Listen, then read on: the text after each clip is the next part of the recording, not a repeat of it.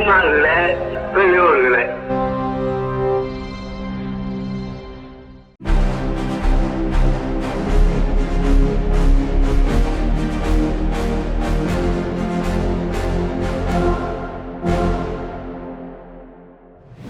வணக்கம்.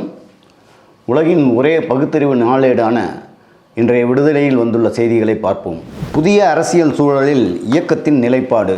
மதம் மாறிய பிற்படுத்தப்பட்ட முஸ்லிம்களின் இடஒதுக்கீடு உரிமையை பாதுகாக்க வலியுறுத்தல், கேந்திரிய வித்தியாலயங்களில் தமிழ் புறக்கணிப்புக்கு கண்டனம், NCERT பாடத்தில் மதச்சார்பினை நீக்கப்பட்டு மதவாத கருத்துக்கள் புகுத்தப்படுவதற்கு கண்டனம், வெளிநாட்டு நிதி பங்களிப்பு ஒழுங்குமுறை திருத்த சட்டத்தை திரும்ப பெற வேண்டும், 33% மகளிர் இடஒதுக்கீட்டை உடனடியாக செயல்படுத்துக, அயோத்தி ராமன் கோயில் நன்கொடை முறைகேட்டு வழக்கை CBI விசாரிக்க வேண்டும், நீட்டையும் உயர்ஜாதியினருக்கான 10% இடஒதுக்கீட்டையும் ரத்து செய்ய வலியுறுத்தி இருசக்கர வாகன பரப்புரை பயணம் மேற்கொள்ளப்பட இருக்கிறது.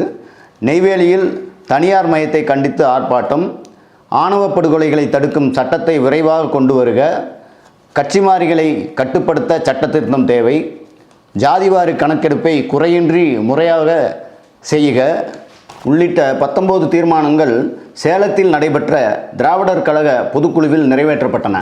ஒன்றிய அரசின் மூர்க்கத்தனமான மொழி திணிப்பு முறியடிக்கப்பட வேண்டும்.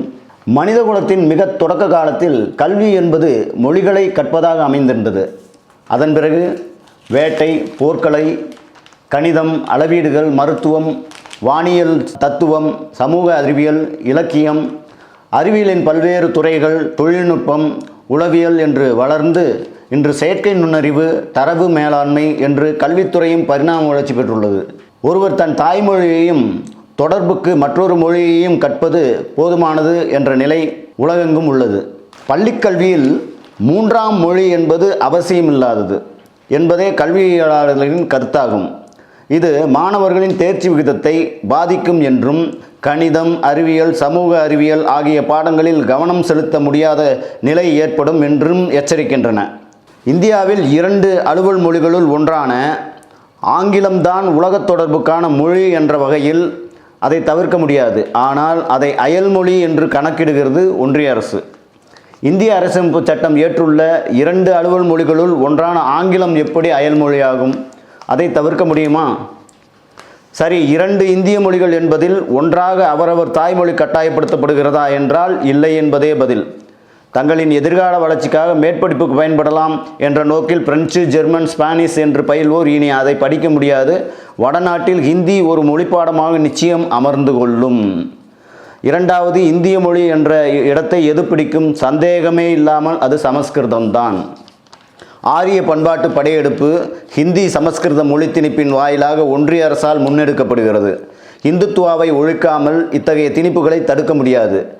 RSS பாஜகவின் இந்த மூர்க்கத்தனமான முயற்சிகளை தடுப்பது இந்தியாவின் பன்முகத்தன்மையையும் மொழி உரிமையையும் காப்பதற்கு அவசியமாகும் என்று இன்றைய விடுதலை தலையங்கத்தில் பகிரப்பட்டுள்ளது.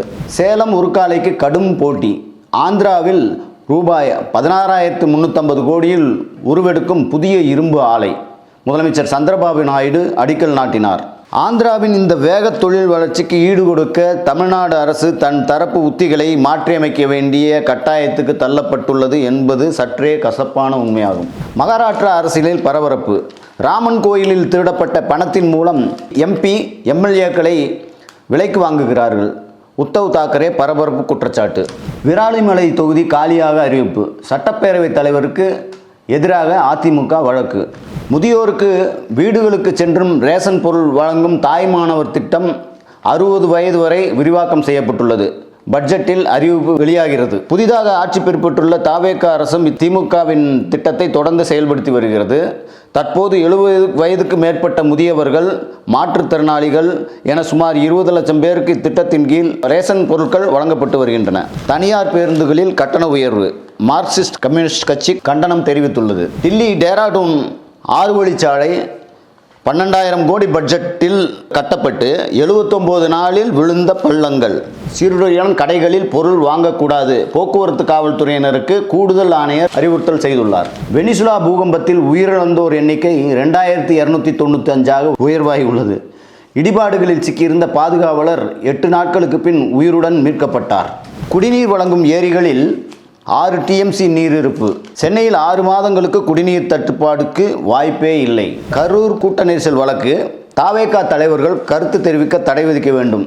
உச்சநீதிமன்றத்தில் திமுக இடையீட்டு மனு தாக்கல் செய்துள்ளது. திருப்பரங்குன்றம் மலையில் மீண்டும் அளவீடு செய்ய உயர்நீதிமன்றம் அனுமதி வழங்கியுள்ளது. மேட்டுப்பாளையம் ஊட்டி இடையே கூடுதல் சிறப்பு ரயில் சேவை அளிக்கப்பட்டுள்ளது.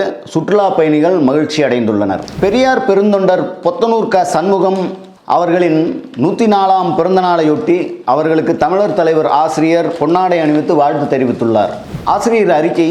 தொழிலாளர் தலைவர் மதிப்புமிகு தோழர் இரா குசேலருக்கு கழகத் தலைவர் பிறந்த நாள் வாழ்த்து தெரிவித்துள்ளார்.